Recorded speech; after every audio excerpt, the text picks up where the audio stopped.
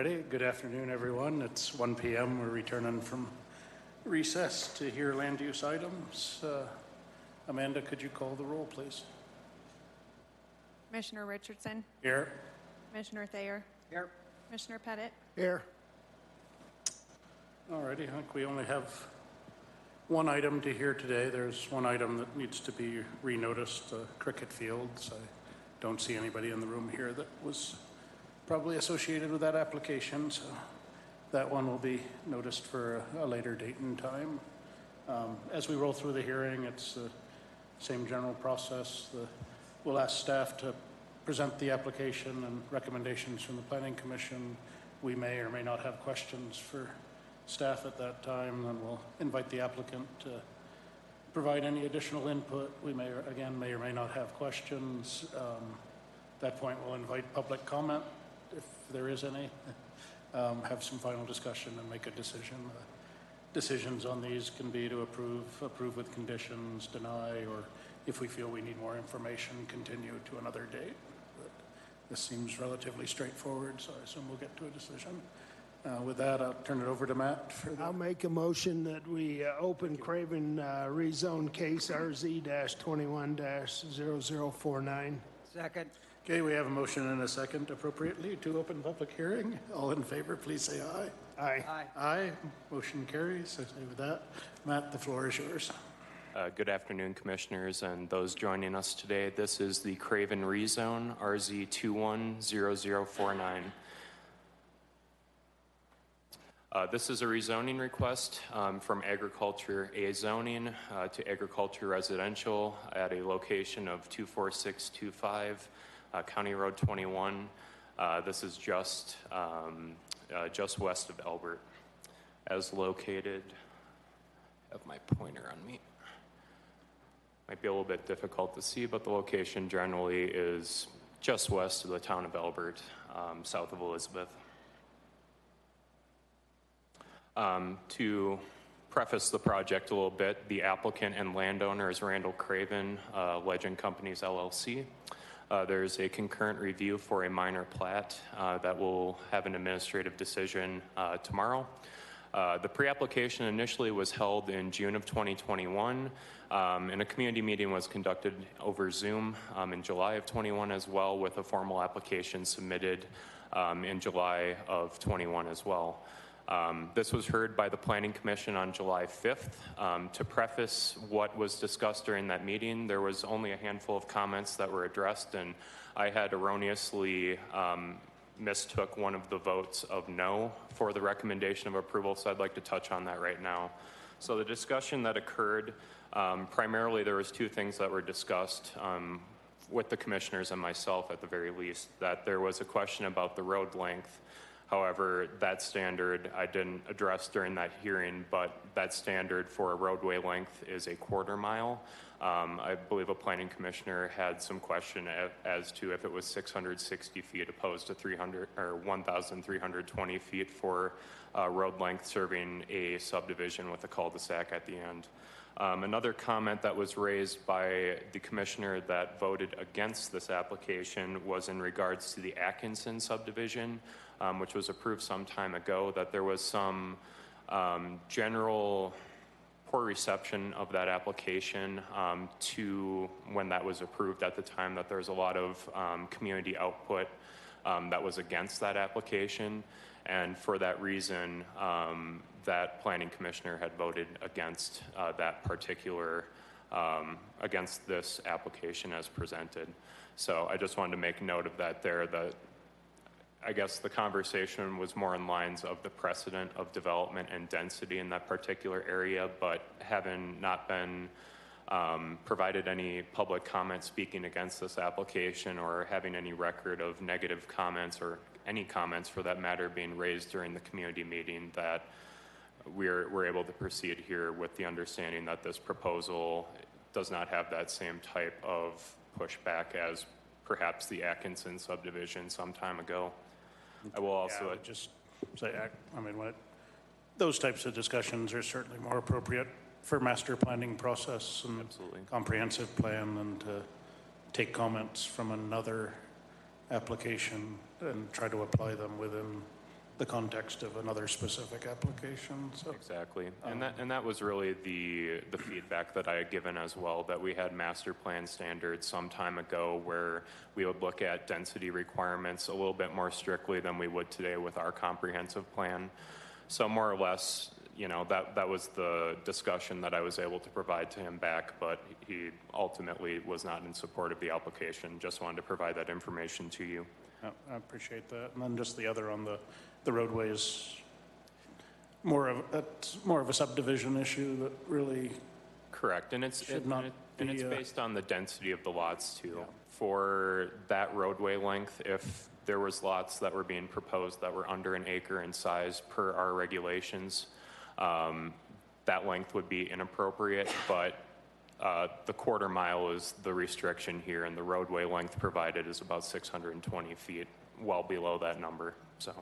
and as I said, I mean, in a hearing considering zoning, that's interesting discussion and perhaps guides in the administrative decision on the subdivision side, but really, we're just looking at the appropriate zoning at this point, so thanks. Correct. So in looking at the surrounding zoning districts that we have in the area, we'll notice that we have the town of Elbert located directly to the east. And we fall in between county roads 1521 and 21 to the north, which are identified in our county's transportation master plan as minor collector roads. On this stretch in particular, it's not identified in that plan. County Road 21 is more or less just a connector between some of those more established roads. And in this particular area, we can see that we have a wide variety of densities in between some of the more larger agricultural pieces in the area, with the Master Magnetics PUD right here as well. Atkinson, as was discussed, is slightly to the north towards that intersection between 106 and 21, and some smaller subdivisions in terms of higher density in Academy East to the south as well. So there has been some development in the area, and really the proposal that I linked this to the closest would be the Eckhart subdivision, which more or less has the same subdivision design except mirrored across County Road 21 more or less. And then looking at the aerial map, although it wasn't stated yet that this is an undeveloped piece of property, that this is just the first part in the process before potentially single-family homes would be developed on the proposed 4 lots of the subdivision approval. So I'm looking at some of the site specifics. I'll kind of cover some of how we got to this subdivision design. Previously, there was some work that needed to be completed with the Groundwater Commission.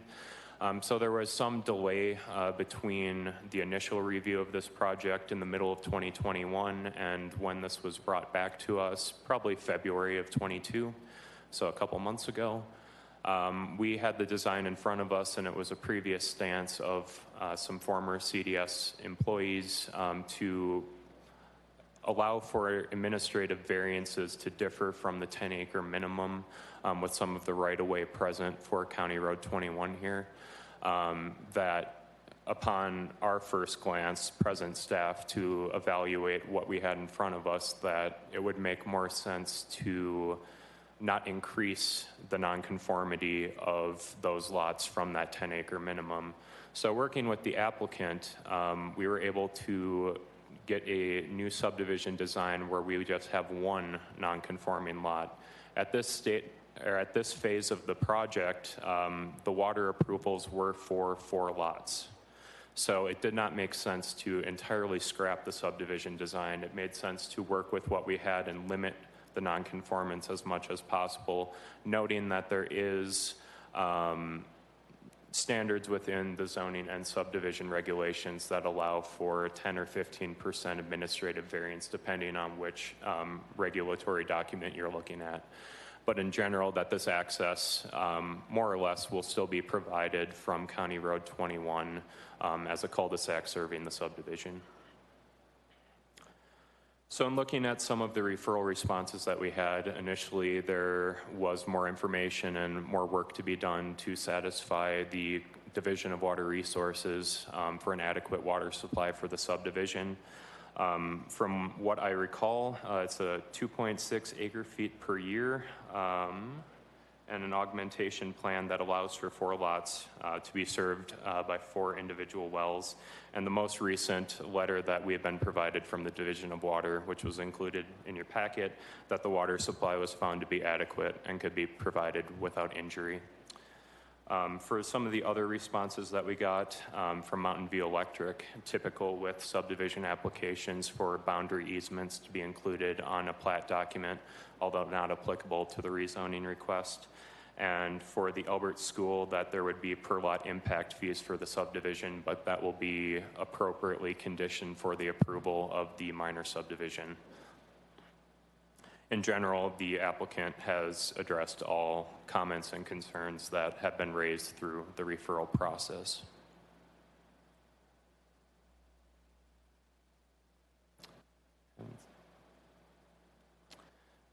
Okay, following technical difficulties, here are our 6 review criteria for the zoning regulations in terms of evaluating rezoning requests. Criteria A is that the proposed rezoning, does it conform with the comprehensive plan in place? At least for the last couple of these applications that I've been tasked with reviewing, that the vision statement of the comprehensive plan really speaks to this type of proposal the best. That the vision statement is to encourage residential growth, among other things, as a vision of the comprehensive plan. And generally, this type of proposal does just that. It gets us that modest, minor residential increase in an area that has seen some pockets of growth over time. This proposal, more or less, is meshing well with some of the other approvals that have occurred in the area. And in looking at compatibility with surrounding land uses for item B, considering that there's been a number of other minor subdivisions that have come up in the area, also noting that we are within 2 miles of the town of Elbert, where some of the highest density that we have in the county is located. So that, generally speaking, just a tenet of planning in general is that you'd want to have some of this density in that node type format from the town of Elbert, in that sense that it would make, from a zoning standpoint, to have your higher densities located near those essential services that are provided by the town. So in looking at the provision of public services through our referral period and the review that we've completed, that for item C here, that staff does not believe that there is going to be an adverse impact to public services based on the responses and review we've completed. In looking at whether the proposed rezoning would adversely impact the environment, again, based on many of the referral responses we received, the fact that the property is undeveloped and that certain approvals for wells themselves, for septic systems as well, those will all be reviewed at the time that those individual items are proposed and developed and incorporated into the site. In looking at the proposed rezoning in terms of traffic congestion, pretty early on, the county engineer last year weighed into the public works director and let him know that a traffic letter or traffic analysis would not be needed, given some of the standards and numbers and figures that we had from County Road 21 down there, that the system would adequately support this subdivision.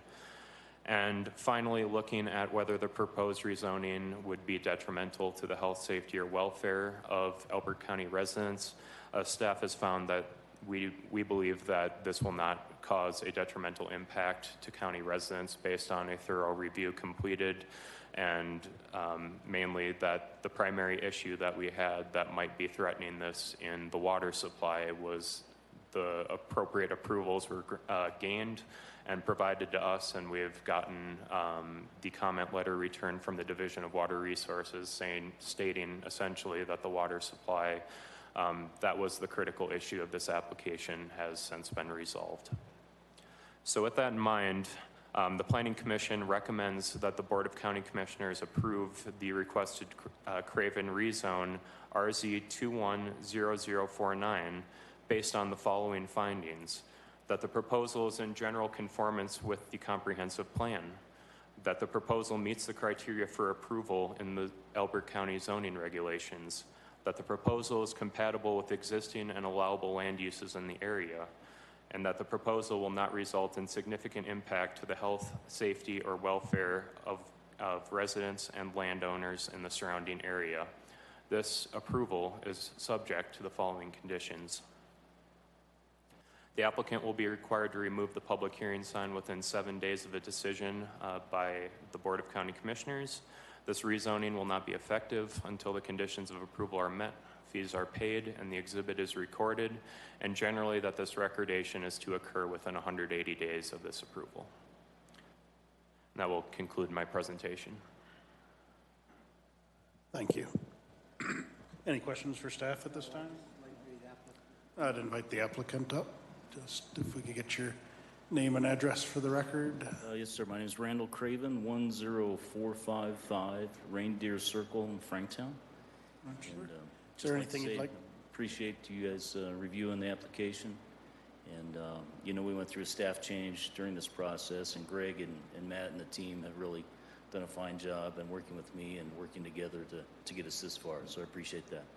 All righty, thank you. Is there any other details of the application you wanted us to know, or it seems No, pretty not really. straightforward? Matthew's presentation was very complete, and again, I appreciate that. So I'd be happy to answer any questions you may have. Any? Don't have any questions here. I guess there is one, and the few conditions that were listed in terms of removing the sign, fees, and recording the document. Are you okay with accepting those conditions? Yes, sir. Don't All anticipate righty. any problem there. So with that, you can stay for a moment, but I'll open this for public comment. Seeing none, I'll close public comment. Any final discussion? No. I'd accept a motion. Mr. Chairman, I move that we approve the Craven rezone RZ 21-0049 I'll with the second. conditions of approval. Yep, I'll second.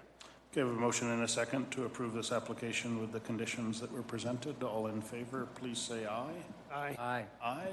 Motion carries. I'd accept a motion to close public hearing. I'll make a motion, we close Craven rezone case RZ-21-0049. Second. A motion and a second to close public hearing on this item. All in favor, please say aye. Aye. Aye. Hearing is closed. Congratulations, sir. Thank you. Is there any other business before us? Okay. Seeing none, I'd accept a motion to adjourn for the day. I'll make a motion, we adjourn. Second. Yeah, motion and a second to adjourn. All in favor, please say aye. Aye. Aye. Motion carries. Thank you.